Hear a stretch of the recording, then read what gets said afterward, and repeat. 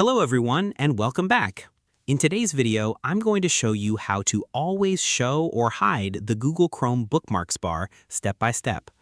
The Bookmarks Bar gives you quick access to your favorite websites, and you can easily choose whether to keep it visible or hide it. So let's get started. First, open Google Chrome on your computer. Next, click the three-dot menu in the top right corner of the browser.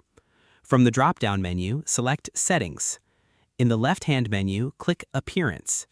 Under the Appearance section, look for the Show Bookmarks Bar option. To always display the bookmarks bar, turn the toggle on. The bar will immediately appear below the address bar. If you want to hide the bookmarks bar, simply turn the toggle off. The bar will disappear instantly, giving you more space for browsing.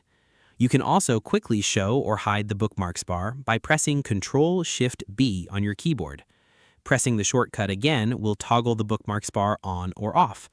And that's it. You've successfully learned how to always show or hide the Google Chrome Bookmarks Bar. Thanks for watching.